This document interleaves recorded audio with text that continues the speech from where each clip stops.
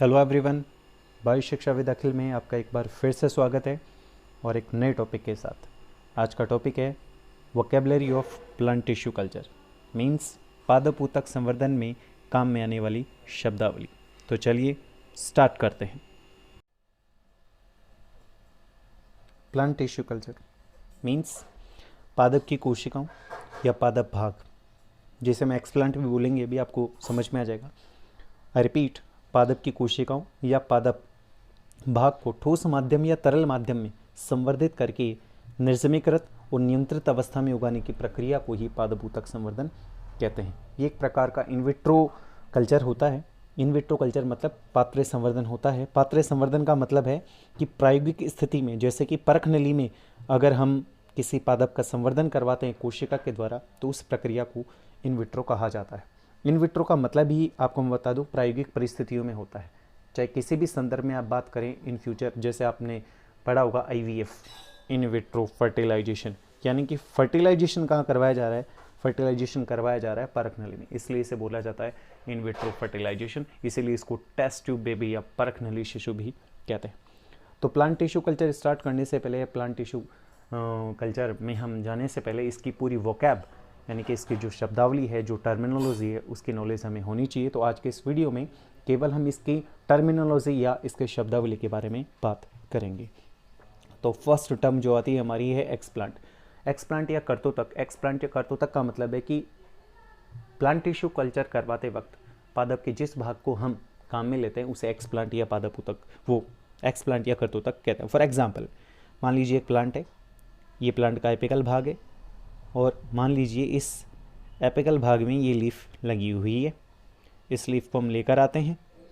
इस लीफ के जिस भाग को, मान लीजिए इतने से भाग को हम पृथक कर लेते हैं और उसे पादप ऊतक संवर्धन में काम में लेते हैं, तो इसी कंडीशन में ये एक एक्सप्लांट है। ओके कैलस, जब हम एक्सप्लांट को या कर्तोतक को संवर्धन माध्यम क्या है, इसके बारे में बात आगे करेंगे। संवर्धन माध्यम में स्थानांतरित करवा देते हैं। तो संवर्धन माध्यम में पोषक तत्वों को ग्रहण करके वो कोशिकाएं एक असंगठित और अविभेदित समूह बनाती हैं इस तरह से, और इस असंगठित या अविभेदित कोशिकाओं के समूह को ही कैलस कहते हैं। क्या कहते हैं? कैलस कहते हैं। Okay clear? हाँ बिल्कुल, हम नॉर्मली शूट और रूट के डेवलपमेंट को, विकास को कंट्रोल कर सकते हैं। वो कैसे कर सकते हैं, ये सब हम प्लांट टिश्यू कल्चर की जो प्रोसेस देखेंगे उसमें बात करेंगे। ठीक है, ओके। नेक्स्ट जो टर्म है वो है प्रोटोप्लास्ट। प्रोटोप्लास्ट का मतलब होता है जीव द्रव्यक। जीव द्रव्यक का मतलब तो होता है a plant cell without cell wall, एक ऐसी पादप कोशिका जिसमें कोशिका भित्ति नहीं है, मतलब हटा दी गई है। उस के बाद, जो कोशिका भित्ति हटाने के बाद जो कोशिका झिल्ली युक्त जो कोशिका बचती है उसे हम प्रोटोप्लास्ट कहते हैं। जंतु कोशिकाओं में कोशिका भित्ति नहीं होती, इसलिए कोशिका पहले से ही प्रोटोप्लास्ट की फॉर्म में होती है। Is it clear? दूसरा, प्रोटोप्लास्ट से रिजेंबल करता हुआ एक वर्ड आपने काफ़ी पढ़ा होगा जिसका नाम है प्रोटोप्लाज्म। कई बच्चे काफ़ी कंफ्यूज हो जाते हैं कि प्रोटोप्लाज्म क्या है। प्रोटोप्लाज्म अलग चीज़ है, प्रोटोप्लास्ट अलग है। अभी हमने बोला प्रोटोप्लास्ट तो कौन है? कोशिका भित्ति रहित पादप कोशिका को क्या कहते हैं? प्रोटोप्लास्ट कहते हैं। फिर प्रोटोप्लाज्म किसे कहते हैं? प्रोटोप्लाज्म आप इस डायग्राम से समझ सकते हैं कि ये एक सेल है। इस सेल के अंदर ये न्यूक्लियस है। गौर से देखें, इसके अंदर यहाँ पर जो भरा रहता है उसे हम साइटोप्लाज्म या कोशिका द्रव्य कहते हैं, और न्यूक्लियस के अंदर जो होता है उसे हम न्यूक्लियोप्लाज्म कहते हैं। यहाँ इसको साइटोप्लाज्म कहते हैं। यानी कि मैं साइटोप्लाज्म और न्यूक्लियोप्लाज्म, या मैं बोलूँ cytoplasm plus nucleus is equals to protoplasm, जीव द्रव्य। बात समझ में आ गई होगी प्रोटोप्लाज्म क्या है और प्रोटोप्लास्ट क्या है। ओके, कई बच्चे सोच रहे होंगे कोशिका भित्ति कैसे हटा देंगे। कोशिका भित्ति हटाना, कोशिका भित्ति किसकी बनी होती है? सेलुलोज की बनी होती है। सेलुलेज एंजाइम से उपचारित करवाएंगे तो क्या हो जाएगा? कोशिका भित्ति रिमूव हो जाएगी। नेक्स्ट जो टर्म है वो है सब कल्चर, उपसंवर्धन। उपसंवर्धन से मतलब क्या है? जब हम पादप यानी कि ऊतक संवर्धन करवाते रहते हैं, तो ऊतक संवर्धन करवाते वक्त जब एक्सप्लांट को हम किस में स्थानांतरित कर देते हैं? एक मीडियम में स्थानांतरित कर देते हैं। जस्ट सपोज इस मीडियम में यहाँ पर हमने क्या कर रखा है? एक्सप्लांट रख रखा है। एक्सप्लांट रखने के कुछ दिन बाद इसमें, यानी कि एक वीक, लगभग 6 से 7 दिन में कैलस बन जाता है। ये कैलस बन गया। लेकिन ऐसी स्थिति में क्या हुआ कि नीचे जो मीडियम फिलअप है उसका कलर चेंज हो जाता है। वो कलर चेंज होना इस चीज़ की तरफ इंडिकेट करता है कि इस माध्यम में पोषक तत्वों की कमी आ चुकी है, और पोषक तत्वों की कमी रहने पर आपके पादपक यानी कि प्लांटलेट, पादपक कौन, पादप ऊतक संवर्धन या ऊतक संवर्धन की क्रिया द्वारा जो नया पादप तैयार किया जाएगा उसे प्लांटलेट कहते हैं। ये चीज़ आप याद रखें। आप लिख सकते हैं, शायद मैंने इसमें मेंशन नहीं की पादपक, उसे प्लांटलेट कहते हैं। तो क्या किया जाएगा कि इसमें जब कलर चेंज हो जाएगा, जो इस बात का इंडिकेट कर रहा है कि इसमें न्यूट्रिशन की कमी हो चुकी है। न्यूट्रिशन की कमी है तो उसका प्रभाव किस पर पड़ेगा, कैलस के डेवलपमेंट पर। ऐसी स्थिति में आपको एक हेल्दी यानी कि स्वस्थ प्लांटलेट नहीं मिल सकता। इसलिए क्या किया जाता है, इस कैलस को दूसरे संवर्धन माध्यम में स्थानांतरित कर दिया जाता है, उसके लिए दूसरा बनाया जाएगा। इसी को क्या बोलते हैं हम, सब कल्चर या उप संवर्धन। नेक्स्ट, एम्ब्रियो संवर्धन, एम्ब्रियो कल्चर या भ्रूण संवर्धन। भ्रूण संवर्धन का मतलब क्या होता है, अर्ध विकसित या पूर्ण विकसित भ्रूण का संवर्धन क्या कहलाता है, भ्रूण संवर्धन कहलाता है। भ्रूण संवर्धन के तहत परिवर्धित हो रहे बीजों से भी हम तरुण भ्रूण को निकालकर भ्रूण संवर्धन की प्रक्रिया कर सकते हैं। देखिए, मैं आपको एक चीज़ बता दूं, हम ऊतक संवर्धन पढ़ रहे हैं और पादप के जिस भाग को हम ऊतक संवर्धन यानी कि संवर्धित करवाएंगे उसको वही नाम दे दिया जाएगा, जैसे भ्रूण संवर्धन, पराग संवर्धन या परागकोश संवर्धन, ऊतक संवर्धन, कोशिका संवर्धन। इस चीज़ का आप ध्यान रखें। भ्रूण संवर्धन करवाते वक्त हमें एक चीज़ और ध्यान रखनी पड़ती है। आपने डाइकोट्स के एम्ब्रियो डेवलपमेंट में यानी कि भ्रूण परिवर्धन में पढ़ा भी होगा कि ये एक ग्लोब्यूलर यानी कि एक गोलाकार एम्ब्रियो होता है, और इस गोलाकार एम्ब्रियो के नीचे इस तरह से एक सस्पेंसर लगा होता है। इसको सस्पेंसर बोलते हैं, हिंदी में बोलते हैं निलंबक। जब हम तरुण बीजों से भ्रूण की प्राप्ति कर रहे होते हैं तो हमें ये चीज़ ध्यान रखनी रहती है कि निलंबक टूटना नहीं चाहिए। अगर ये टूट गया तो क्या होगा, आपका प्रयोग सफल नहीं होगा। क्यों सफल नहीं होगा कि निलंबक का काम होता है भ्रूणपोष से पोषण को अवशोषित करके भ्रूण को उपलब्ध करवाना, इसलिए बना रहना चाहिए। ये लिख भी रखा होगा, हम आगे देखते हैं। देखिए, तरुण भ्रूणों का निलंबक क्षतिग्रस्त नहीं होना चाहिए क्योंकि ये भ्रूण को जिब्रेलिनों की आपूर्ति करता है। जिब्रेलिन क्या है, ग्रोथ हार्मोन्स होते हैं। किसने किया ऐसा, सर्वप्रथम हैनिंग ने रेफिनस और काकलेरिया जो ब्रेसिकेसे के मेंबर है उनमें भ्रूण का पात्र संवर्धन किया है। इसके बाद जो नेक्स्ट टॉपिक आता है वो आता है पराग संवर्धन। मैंने अभी बोला आपको कि ऊतक संवर्धन करवाते वक्त जिस भाग को हम काम में लेंगे उसी को हम वो नाम दे देंगे। ऊपर भ्रूण संवर्धन नाम दिया था, अब पराग संवर्धन नाम दे दिया क्योंकि क्या काम में ले रहे हैं, परागकण काम में ले रहे हैं। परागकण कैसे होते हैं, परागकण हैप्लॉइड होते हैं, एगुणित होते हैं, तो प्राप्त होने वाले पादप भी एगुणित पादप प्राप्त होंगे। क्वेश्चन आता है क्या इससे एगुणित पादप ही प्राप्त किए जा सकते हैं, द्विगुणित पादप प्राप्त नहीं किए जा सकते? बिल्कुल प्राप्त किए जा सकते हैं, लेकिन उसके लिए थोड़ा मेथड और आगे करना पड़ता है। वो मेथड क्या है, जब मैं बार बार बोल रहा हूँ ऊतक संवर्धन की प्रक्रिया की बात करेंगे तभी ये बातें करेंगे, नहीं वीडियो काफ़ी लंबा हो जाएगा और हम टॉपिक से भटक जाएंगे। केवल हमारा टॉपिक इस समय वोकैब से है यानी कि शब्दावली से। नेक्स्ट टॉपिक आता है मेरिस्टम कल्चर या विभिजोतक संवर्धन। विभिजोतक संवर्धन से मतलब क्या है, ये एक पादप है और पादप में जब भी एपिकल पार्ट मतलब ये नहीं है कि इधर वाला ऊपर वाला, इसका मतलब है किधर भी किसी भी डायरेक्शन में, नीचे भी हम बोल सकते हैं, जो भी अपेक्स पार्ट होता है, जो भी एपिकल पार्ट होता है वहाँ पर मेरिस्टेमेटिक यानी कि विभिज्योतिकी ऊतक पाए जाते हैं। और विभिज्योतिकी ऊतकों का क्या कैरेक्टर होता है, सबसे मेन कैरेक्टर होता है कि इनमें विभाजन की क्षमता तीव्र होती है।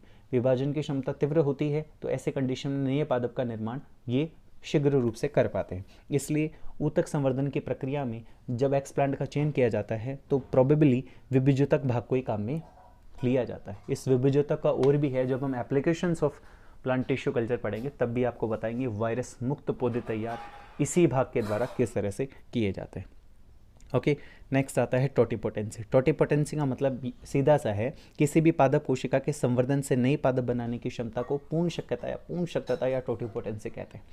इसके लिए इससे रिलेटेड एक क्वेश्चन कई बार एक एग्जाम में आ भी चुका है कि टोटिपोटेंसी वर्ड किसने दिया। टोटिपोटेंसी जब आप ये पादप ऊतक संवर्धन जब आप बुक्स में पढ़ते हैं तो वहाँ पर हैबरलैंड का नाम काफ़ी आता है। हैबरलैंड का नाम इसलिए आता है क्योंकि हैबरलैंड ने इस चीज़ को प्रैक्टिकली प्रूव किया था कि टोटिपोटेंसी क्या होती है। मतलब उन्होंने एक प्लांट सेल से एक नया प्लांटलेट तैयार किया था, इसलिए हैबरलैंड का नाम आता है। वैसे टोटिपोटेंसी वर्ड किसने दिया था, टोटिपोटेंसी जो वर्ड है वो मॉर्गन ने दिया था। किसने दिया था? मॉर्गन ने। और बुक्स में आपको लगभग ये 1909 के आसपास लिखा हुआ मिलेगा। और हैबरलैंड ने कब कर दिया था? उन्होंने 1902 में कर दिया था। लेकिन इससे वर्ड टोटिपोटेंसी किसने दिया? मॉर्गन। इसलिए हैबरलैंड हम काफ़ी पढ़ते हैं। इसलिए जब एग्जामिनर क्वेश्चन बनाता है तो वो क्वेश्चन बनाता है कि टोटिपोटेंसी वर्ड किसने दिया। ओके, नेक्स्ट है हमारा न्यूट्रिएंट मीडियम। न्यूट्रिएंट मीडियम क्या होता है कि जिस पदार्थ पर पादप अंगों, ऊतकों तथा कोशिकाओं को संवर्धित करते हैं। सिंपल सी डेफिनेशन है, कोई कॉम्प्लेक्स नहीं है। मतलब क्या हुआ? हम एक ऐसा मीडियम तैयार करना चाहते हैं जिस पर पादप कोशिकाओं को, ऊतकों को यदि रखा जाए या निवेशित करवाया जाए तो उसमें संवर्धित होकर एक पादपक दे सके, यानी कि जिससे हमें एक पादपक की प्राप्ति हो सके, उसी को हम क्या कहेंगे? संवर्धन माध्यम कहेंगे। मार्केट में कई संवर्धन माध्यम उपलब्ध हैं, जैसे नॉप्स मीडियम है, नॉप्स मीडियम है, एमएस मीडियम है। एमएस मीडियम मतलब मुराशिगे, रिपीट, मुराशिगे। और स्कूग, ये साइंटिस्ट का नाम है, उन्हीं के नाम पर इस मीडियम को नाम दिया गया है, मुराशिगे एंड स्कूग मीडियम। गैम्बक्स मीडियम है, B5 मीडियम है, निच मीडियम है। ये मीडियम मार्केट में अवेलेबल है। इन मीडियम को आप लेकर एक संवर्धन माध्यम तैयार कर सकते हैं। ये बने बनाए मिलते हैं आपको, इन्हें केवल आंसू जल में घोलना है और मीडियम आपका रेडी है। क्या एक मीडियम को रेडी किया जा सकता है? बिल्कुल किया जा सकता है, आप भी तैयार कर सकते हैं। इसके लिए आपको लैब में एक लिस्ट मिल जाएगी जिसमें अकार्बनिक पदार्थ कितने मिलाने हैं, कार्बनिक पदार्थ कितने मिलाने हैं, विटामिन कितने मिलाने हैं, अमीनो अम्ल कितने बनाने हैं, वृद्धि नियंत्रक पदार्थ कितने मिलाने हैं।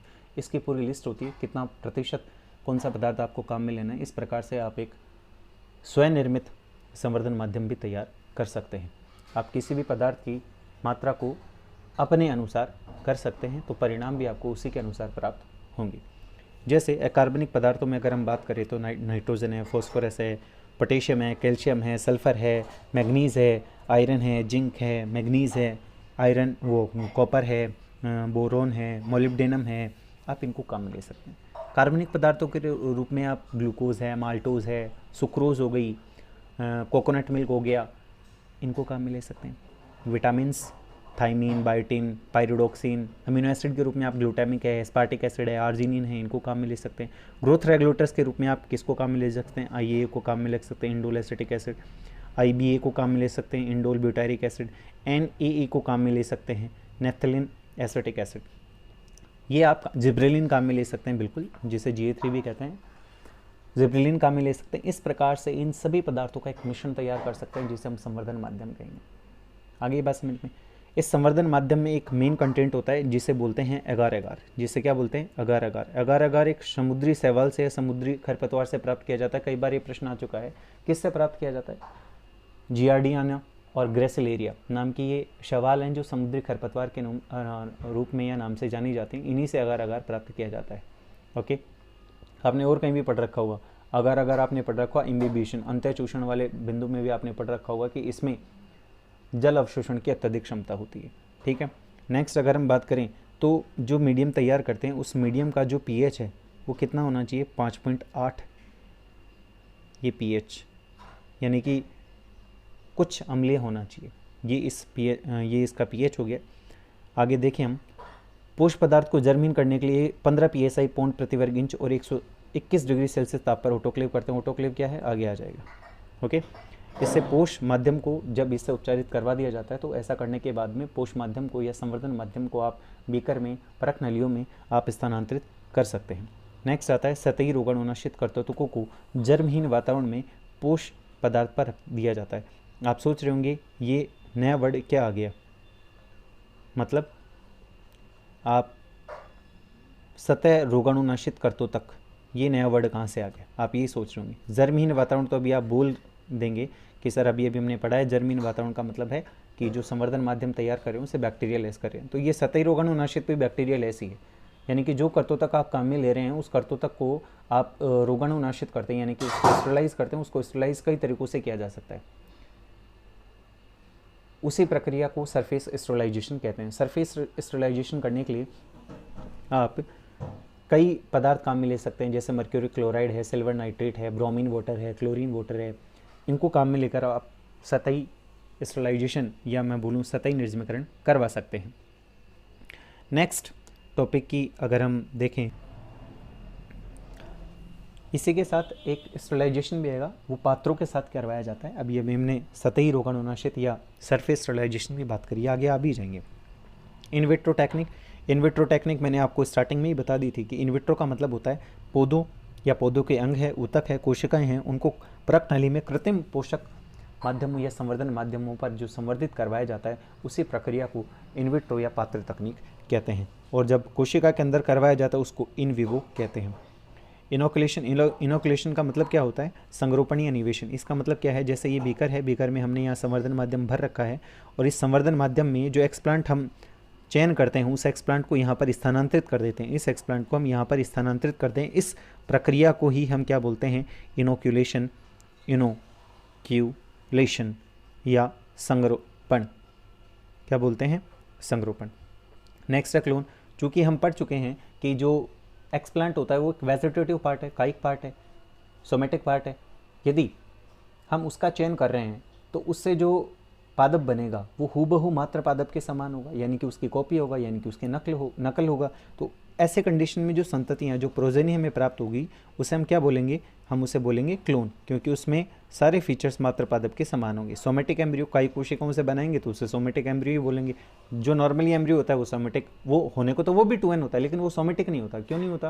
क्योंकि वो नर युग्मक और मादा युग्मक के संयोजन से जो युग्मनस जाइगोट बनता है उसके विकास से एम्ब्रियो बनता है।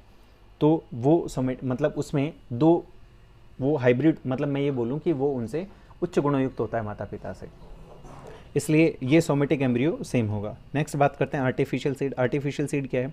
संपुटीकृत कायिक भ्रूण, यानी कि एनकैप्सुलेटेड वेजिटेटिव एम्ब्रियो। ये देखिए आप, ये एक मान लीजिए ये एक एम्ब्रियो है। इस एम्ब्रियो को अगर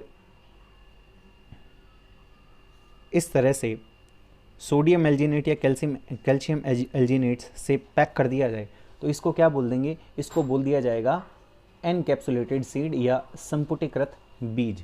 और संपुटीकृत बीज के या इसके बारे में सबसे पहले मुराशिगे ने 1977 में बताया था। ये सामान्य बीजों की तरह ही होते हैं बिल्कुल। नेक्स्ट एम्ब्रॉइड्स। पात्र विधि द्वारा कायिक कोशिकाओं से विकसित भ्रूण सदृश संरचनाओं को क्या कहा जाता है? एम्ब्रॉइड्स कहा जाता है। माइक्रो प्रोपेगेशन, हम ये ऊतक संवर्धन एक माइक्रो प्रोपेगेशन या सूक्ष्म प्रवर्धन है, क्योंकि इसमें संवर्धन करवाने के लिए हम पादप का एक सूक्ष्म भाग काम में ले रहे हैं। इस प्रक्रिया को माइक्रो प्रोपेगेशन या सूक्ष्म प्रवर्धन कहते हैं। आप इसको अन्य बिंदुओं में जब कभी आप पादप जनन की विशिष्ट विधियों की बात करें तब भी आपको माइक्रो प्रोपेगेशन पढ़ने को मिलेगा, या जब आप कायिक जनन या अलैंगिक जनन की बात करेंगे तब भी आपको ये पॉइंट वहाँ पर बुक्स में पढ़ने को मिलेगा। नेक्स्ट है पात्र तकनीक की समस्या। पादप कोशिकाओं, ऊतकों आदि को सूक्ष्म जीवों से मुक्त रखना। पादप कोशिकाओं, ऊतकों आदि को सूक्ष्म जीवों से मुक्त रखना, इसीलिए मैंने बोला था कि सरफेस स्टरलाइजेशन और स्टरलाइजेशन में पढ़ेंगे। नेक्स्ट आता है कोशिकाओं तथा ऊतकों में वांछित वृद्धि करवाना। ये दो तकनीकी समस्याएं हैं जो हमें पादप ऊतक संवर्धन करवाते वक्त करनी पड़ती हैं, लेकिन इनका निदान संभव है। देखें, सबसे पहले की बात करते हैं हम पादप कोशिकाओं, ऊतकों आदि को सूक्ष्म जीवों से मुक्त करना। मुक्त कैसे किया जा सकता है? पहला है सरफेस स्टरलाइजेशन। सरफेस स्टरलाइजेशन से मतलब है जो कर्तोतक हम काम में ले रहे हैं, यानी कि पादप का वह भाग जो ऊतक संवर्धन में काम में लिया जा रहा है, उसे यदि हम HgCl2 यानी कि mercury chloride, silver nitrate AgNO3, ethanol, bromine और क्लोरीन वाटर के द्वारा उपचारित करते हैं तो वो जीवाणु व कवक से विहीन हो जाते हैं। क्योंकि सामान्य अगर स्थिति में देखें तो एक पादप की पत्ती पर या पादप के किसी भी भाग पर कोई ना कोई बैक्टीरिया मिल सकते हैं, और अगर हम उसे डायरेक्ट काम में ले लेंगे तो ऐसी कंडीशन में हमारे प्रयोग में कंटामिनेशन, संदूषण की संभावना बढ़ जाएगी। संभावना क्या, हो ही जाएगा ऑलमोस्ट, आप मान के चलिए, और प्रयोग असफल हो जाएगा। इसलिए हम उसे बैक्टीरिया लेस या फंजाई लेस करने के लिए क्या करेंगे? HgCl2 या AgNO3, ethanol, bromine, chlorine water से उपचारित करवाएंगे। ऐसी स्थिति में वो वहाँ से रिमूव हो जाते हैं, डेड हो जाते हैं, और हमारे पास एक निर्जमीकृत पत्ती या निर्जमीकृत कर्तोतक की प्राप्ति होती है, जिसे आप संवर्धन माध्यम में निवेशित करवा सकते हैं। आगे बात करते हैं स्टरलाइजेशन। अब सवाल आता है, आपने पत्ती को, या मैं बोलूँ कि आपने कर्तोतक को तो निर्जमीकृत करवा लिया, लेकिन जब आप ऊतक संवर्धन की प्रक्रिया जब ऊतक संवर्धन की प्रक्रिया कर रहे हैं तो उसमें परख नली है, फ्लास्क है, पेट्री डिश है, आदि पात्र भी तो होंगे, उनका क्या करेंगे? क्योंकि ऐसे लैब में रखी हुई हैं, हालांकि लैब में रखी हुई हैं, अच्छा वातावरण होगा, लेकिन फिर भी माइक्रोब्स तो एयर में होते हैं, तो उनसे कंटामिनेशन होने की संभावना रहेगी। इसलिए उनका भी क्या किया जाएगा, सूक्ष्म जीवों से मुक्त किया जाएगा। और उनको सूक्ष्म जीवों से मुक्त करने की प्रक्रिया को ही क्या कहते हैं, स्टरलाइजेशन या रोगाणुनेशन या निर्जमीकरण कहते हैं। वो किस में करेंगे, वो हम ऑटोक्लेव में करेंगे। अब ऑटोक्लेव की बात करते हैं, मैंने पहले बिंदु भी छोड़ा था कि ऑटोक्लेव क्या होता है। नेक्स्ट ऑटोक्लेव देखते हैं। ऑटोक्लेव क्या है, ऑटोक्लेव आपको दिख रहा होगा स्क्रीन पे, ये ऑटोक्लेव है। और आपको मैं दिखा दूं, अगर आपको, ये तो फिर भी एक बुक की इमेज है, अगर आप ये देखें ये रियल एक ऑटोक्लेव है। ऑटोक्लेव क्या होता है, ऑटोक्लेव प्रेशर कुकर्स के एक सिद्धांत पे काम करता है और एक अच्छी सी बायोटेक की लैब में आपको ये देखने को मिल जाएगा। हो सकता है कोई छोटे मोटे कॉलेज में आपको देखने को ना मिले।